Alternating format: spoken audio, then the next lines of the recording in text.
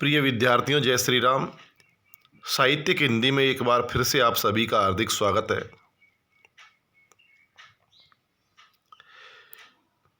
देखो, कल ही हमने महादेवी वर्मा के द्वारा लिखित संस्मरण आलोपी को पूरा किया है। आलोपी में जहाँ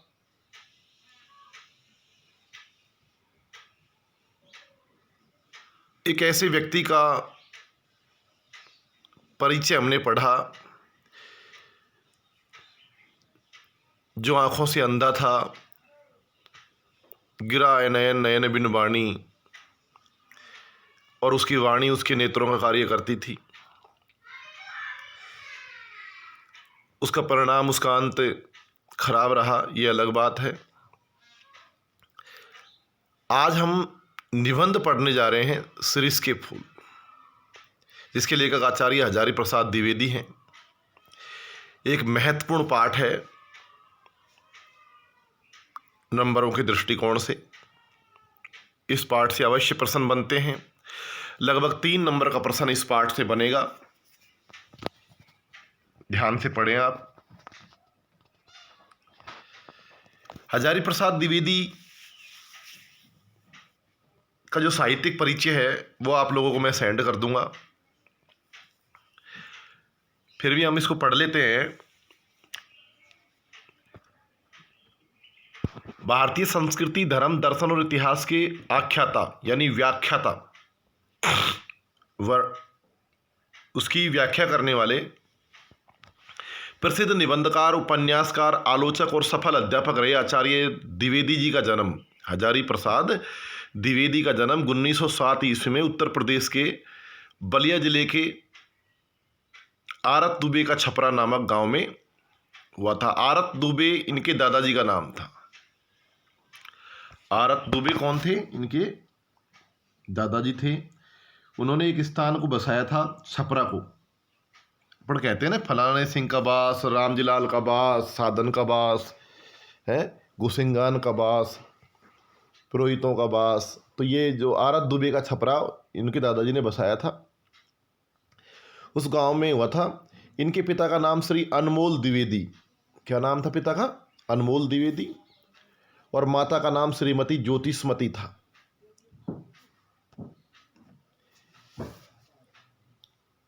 इनके जन्म का नाम था बैजनाथ। क्या नाम था? बैजनाथ। जन्म के समय पिता को किसी मुकदमे में 1000 रुपये की प्राप्ति होने पर इनके पिता ने इनका नाम हजारी प्रसाद द्विवेदी रख दिया। अब इस एक लॉजिक बन गया ना कि भाई पिता ने अपने पुत्र का नाम हजारी प्रसाद ही क्यों रखा? क्योंकि एक मुकदमे में इनको जीत हासिल हुई थी, इनके पिता को, अनमोल द्विवेदी को, ध्यान रखना। माता का नाम था ज्योतिषमती। तो मुकदमे में 1000 रुपये प्राप्त होने के कारण इनका नाम रख दिया हजारी प्रसाद। इनकी प्रारंभिक शिक्षा घर पर हुई। इन्होंने संस्कृत, बंगाली, हिंदी, अंग्रेजी भाषाओं का अध्ययन किया। ज्योतिष शास्त्र में प्रवीण थे। शांति निकेतन, काशी और पंजाब के विश्वविद्यालयों में हिंदी विभाग के अध्यक्ष रहे। शांति निकेतन रविंद्रनाथ टैगोर के द्वारा स्थापित संस्था है। सन 1949 ईस्वी में लखनऊ विश्वविद्यालय ने इन्हें डीलिट की उपाधि से सम्मानित किया। सन 57 में भारत सरकार ने इन्हें पद्म भूषण से अलंकृत किया था। कब? 1957 में। ये बातें हमको साहित्यिक परिचय में लिखनी पड़ेंगी। 19 मई 1979 को इनका देहावसान हो गया था। 72 वर्ष की अवस्था में मृत्यु हो गई थी इनकी। हिंदी साहित्य, द्विवेदी जी का साहित्य संबंधी दृष्टिकोण अत्यंत व्यापक और उदार है। उनका मानना है कि साहित्य मानव सापेक्ष है, यानी साहित्य समाज का दर्पण है। मानव के लिए साहित्य मनुष्य को क्षुद्रता और संकीर्णता से उबार कर सात्विक व्यापक भावभूमि पर प्रतिष्ठित करना साहित्य का लक्ष्य है। आप ध्यान रखना, साहित्य का लक्ष्य क्या है? प्रश्न कोई बना ले तो हमको लिखना है कि मनुष्य को क्षुद्रता यानी छोटेपन और संकीर्णता से उबार कर सात्विक अच्छे विचारों की ओर प्रतिष्ठित करना साहित्य का लक्ष्य है, उद्देश्य है। द्विवेदी जी का कहना है कि मैं साहित्य को मनुष्य की दृष्टि से देखने का पक्षपाती हूँ। जो वागजाल मनुष्य को दुर्गतिहीनता और परमुखापेक्षिता से बचा न सके, जो उसकी आत्मा को तेजोदीप्त न बना सके, जो हृदय को परदुख कातर और संवेदनशील न बना सके, उसे साहित्य कहने में मुझे संकोच होता है। इनके अनुसार इन्होंने क्या कहा, एक तो मनुष्य को साहित्य का लक्ष्य क्या होता है, मनुष्य को क्षुद्रता संकीर्णता से उबार करके सात्विक व्यापक भूमि पर प्रतिष्ठित करना साहित्य का लक्ष्य है। अब इनका पक्ष क्या था, इनका पक्ष था कि साहित्य को मनुष्य की दृष्टि से देखने का पक्षपाती हूँ, ऐसा वागजाल जो मनुष्य को दुर्गति हीनता और परमुखापेक्षिता से नहीं बचा सके, जो उसकी आत्मा को तेजोदीप्त नहीं बना सके। तेजोदीप्त यानी चमकीला, तेज से चमकना, और जो हृदय को परदुख कातर यानी दूसरे के दुख से द्रवीभूत होना और संवेदनशील नहीं बना सके, जिसके अंदर मानवता का विकास नहीं हो सके, ऐसे कर सके, ऐसे साहित्य का क्या मतलब है। ये इनके साहित्य के प्रमुख घटक हैं। कौन कौन से निबंध लिखे हैं, कौन से उपन्यास लिखे हैं, ठीक है ना, आप अपनी पुस्तक में देख ले।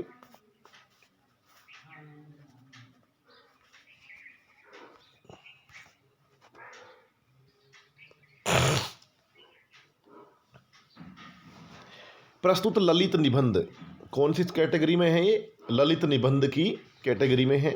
शिरीष के फूल, और कहाँ से लिया गया है, शिरीष के फूल निबंध को लेखक का जो कल्पलता संग्रह है, कल्पलता नामक निबंध संग्रह है, वहाँ से लिया गया है। और संदेश प्रधान निबंध है,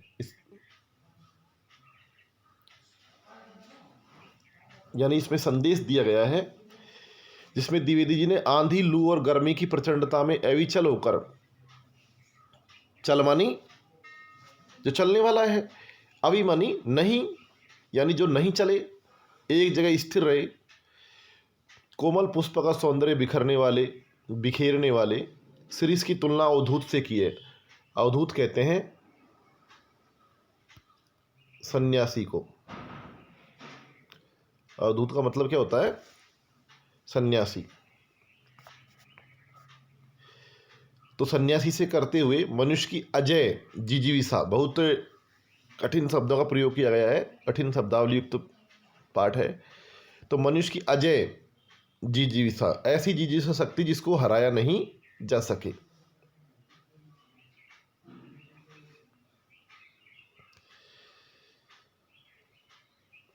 तुमुल कोलाहल, अंधकार युक्त जो कोलाहल है, संघर्ष के बीच धैर्यपूर्वक लोक चिंतन हित रहे कर्तव्यशील रहने को महान मानवीय मूल्यों के रूप में स्थापित किया है। लेखक ने शिरीष के माध्यम से इस दार्शनिक सत्य को भी अभिव्यक्त किया है कि मनुष्य को यह समझ लेना चाहिए कि संसार परिवर्तनशील है। संसार कैसा है, परिवर्तनशील है, और परिवर्तन की गति के अनुरूप अपने आप को ढाल लेना ही अच्छा होता है। यानी मनुष्य जो है उसको किसी परिपाटी से बंद करके, परंपराओं से बंद करके नहीं रहना चाहिए, समय के अनुसार उसे अपने आप को बदल लेना चाहिए। संसार का सत्य यही है कि जो मनुष्य, जो वस्तु एक दिन पल्लवित और पुष्पित हुई है, उसका जड़ना निश्चित है। रामचरितमानस में भी लिखा है कि तुलसी जो फरा सो झरा, यानी जो फलता है, फूलता है, वो भी झड़ता है। यानी हमेशा मनुष्य के दिन एक समान नहीं होते हैं। मनुष्य को अनासक्त भाव से जीवन यापन करना चाहिए, यानी किसी भी चीज़ को ज़्यादा महत्व नहीं देना चाहिए। जो जितना अनासक्त हो सकता है, जो जितना त्यागी हो सकता है, वह उतना ही अधिक समाज के लिए योगदान दे सकता है। अनासक्ति के साथ साथ फकड़ाना मस्ती भी जरूरी है, यानी केवल अनासक्त होने से ही काम नहीं चलेगा, फकड़ाना, योगियों की, महात्माओं की तरह मस्ती भी जरूरी है, यानी उसे दुखी भी नहीं रहना चाहिए। कबीर के फक्कड़ व्यक्तित्व की तुलना अवधूत से करने के बाद वे गांधी को भी इसी श्रेणी में रखते हैं। यानी गांधी और कबीर जो हैं वो फक्कड़ व्यक्तित्व के धनी थे, गृहस्थी होने के बावजूद भी ये सन्यासों की भांति जीवन यापन करते थे। उनके अनुसार कालिदास भी अनासक्त कवि थे, इसलिए वे कालजयी हो सके। यानी कवियों में कालिदास, काव्येषु माघ है, कवि कालिदास है। क्या लिखा है?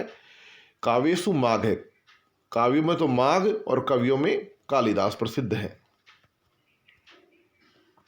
अब हम मूल पाठ पे आते हैं बेटाओ। लेखक कह रहा है कि जहां बैठ के मैं यह लेख लिख रहा हूं, जहां बैठ कर के मैं इस निबंध को लिख रहा हूं, उसके आगे पीछे दाएं बाएं शिरीष के अनेक पेड़ हैं। शिरीष का पेड़ जो होता है अपने घरों के आसपास ही पाया जाता है।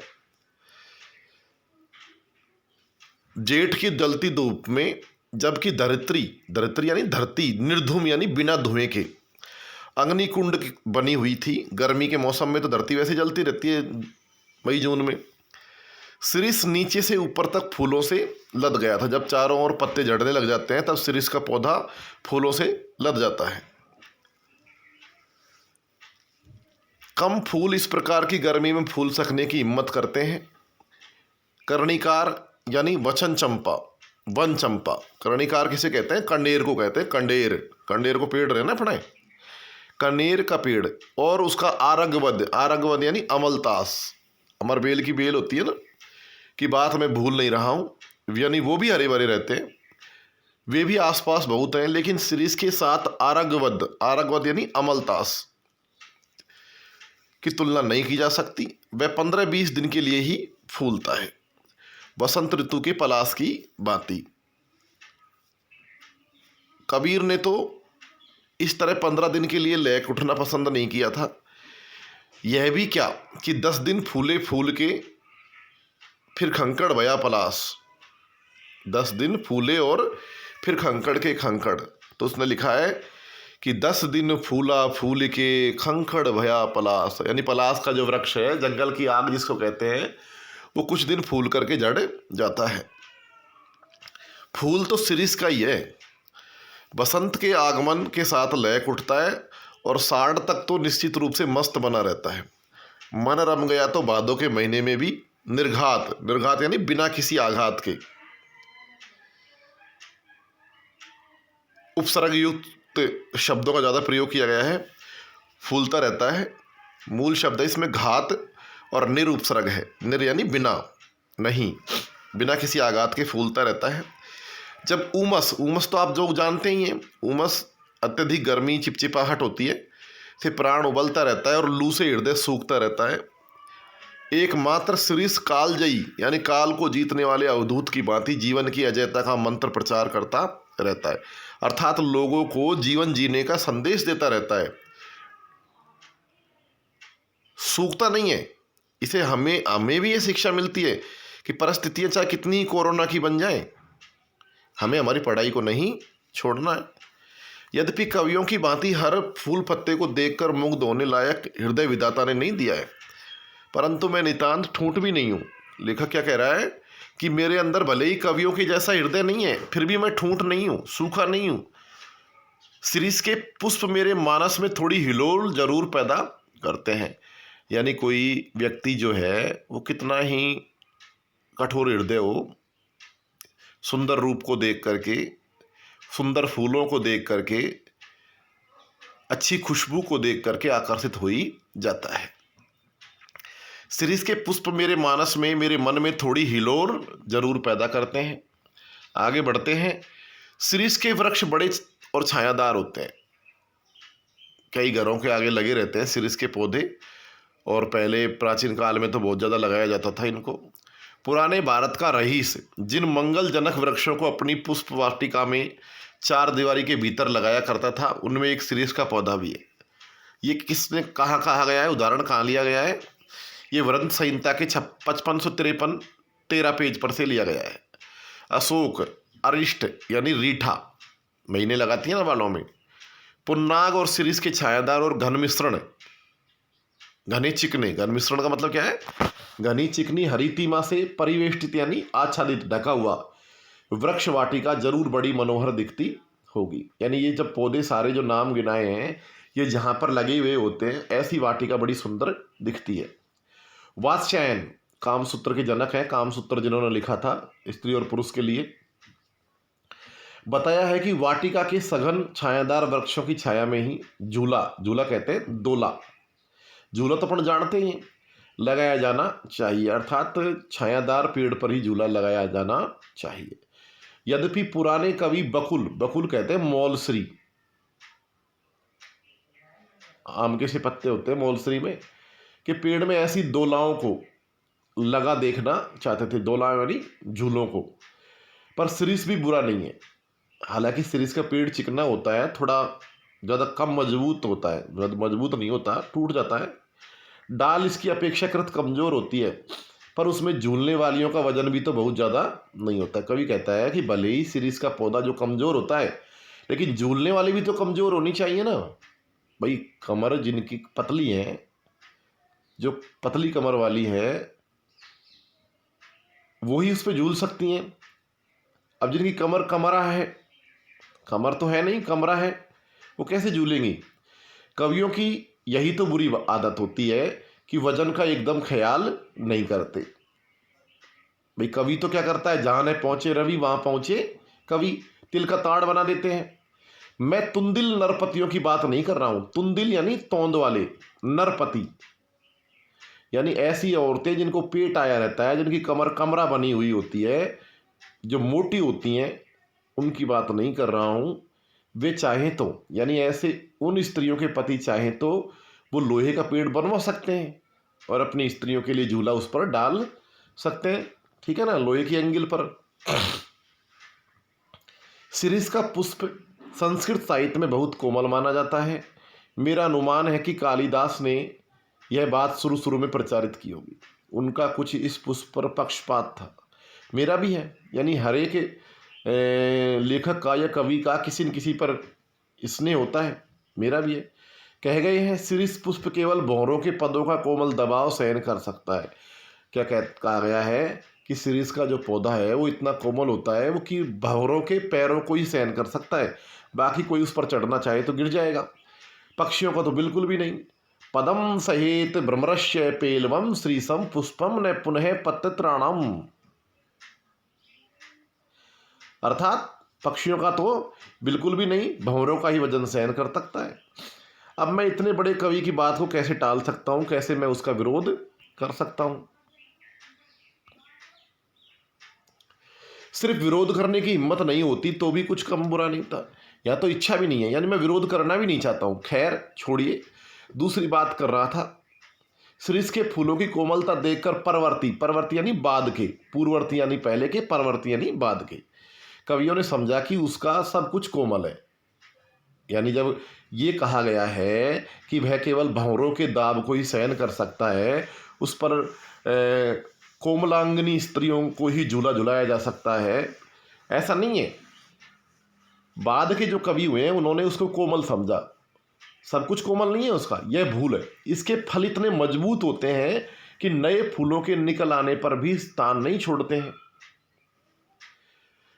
वैसे ही जैसे आजकल के नेता बूढ़े हो जाते हैं लेकिन अपना पद नहीं छोड़ना चाहते, जब तक नए फल और पत्ते निकलकर दकिया कर उन्हें बाहर नहीं कर देते तब तक वे डटे रहते हैं। प्रश्न बनेगा, यहाँ से प्रश्न बनेगा, आप ध्यान रखना कि सिरिस के फल और आधुनिक नेताओं में क्या समानताएं हैं। तो दोनों में समानता ये है कि सिरिस के फल भी तब तक अपना स्थान नहीं छोड़ देते हैं जब तक नए फल और पत्ते उन्हें धक्का मारकर बाहर नहीं कर देते, और वो डटे रहते हैं। वसंत के आगमन के समय सारी वनस्थली पुष्प पत्र से मरमरित यानी झंकृत होती रहती है। सिरिस के पुराने फल बुरी तरह खड़खड़ाते रहते हैं। मुझे इनको देखकर उन नेताओं की याद आती जो किसी प्रकार जमाने का रुख यानी दृष्टिकोण नहीं पहचानते, और जब तक नई पौध के लोग उन्हें धक्का मारकर बाहर निकाल देते तब तक वो जमे रहते हैं। ठीक है ना। तो ये है सिरिस के फल और नए जमाने के जो लोग हैं उनको नहीं पहचानने वाले नेताओं में समानता। तो कह सकते हैं सिरिस के फल और नेताओं में क्या समानता है कि नेता भी अपनी कुर्सी को तब तक नहीं छोड़ते जब तक आधुनिक पीढ़ी के लोग, नए लोग उनको बाहर नहीं कर देते इज्जत बिगाड़ करके, और शीर्ष के फल भी तब तक अपने स्थान को, डंठल को नहीं छोड़ते, तब तक नए पत्ते और पुष्प फल उस पर नहीं लग जाते हैं। ठीक है ना। आज के लिए इतना ही। जय श्री राम।